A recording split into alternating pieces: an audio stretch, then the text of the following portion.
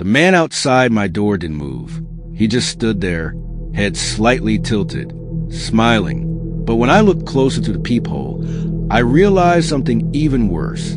He wasn't alone. There were others in the hallway, some standing against the walls, some crouched on the floor. None of them were talking. They were just waiting. The final phase, my phone vibrated again. A new message appeared.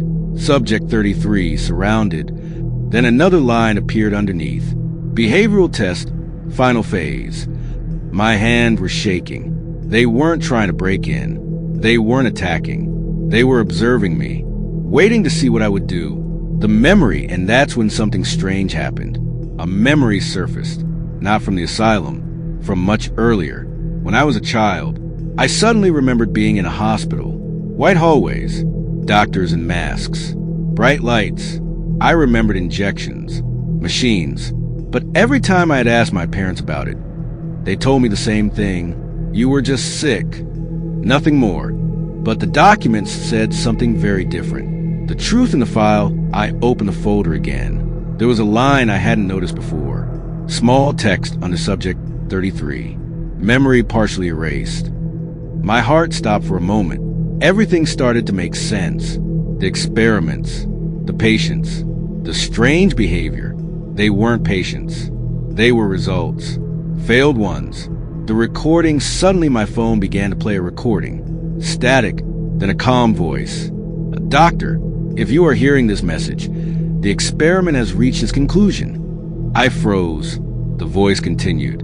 Subject 33 was the only successful outcome. Controlled aggression. Stable intelligence. Memory suppression effective. I felt the floor disappear beneath me. Then the doctor said the one sentence that made everything clear. The final test was simple. Would he return on his own? The man outside my door finally spoke. His voice was quiet, broken. Do you remember now? I stared through the peephole again. He was still smiling, but now I recognized him. He was one of the patients from the basement, the ones in the cages. He leaned closer to the door and whispered, "You were the first one who escaped." Something changed. My phone vibrated again. A new message appeared. Subject 33 activated.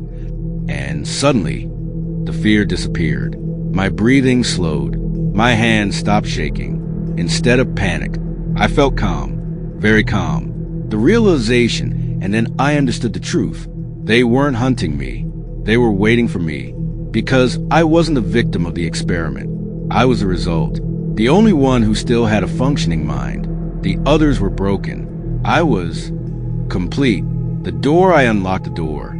The hallway fell silent. The figures slowly stepped aside, like they were making space for someone important. The man in front of me smiled wider.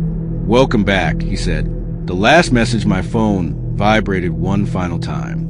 A new notification appeared. Experiment successful. Then another message appeared below it. Phase 3 initiated. I stepped into the hallway, and for the first time, I smiled back. The final report 3 days later. The police entered my apartment. It was completely empty. No signs of struggle. No signs of forced entry. Just a laptop sitting on the table. On the screen was an open document. The title read, Project New Institute. And the first sentence said, "The patients will be ready soon."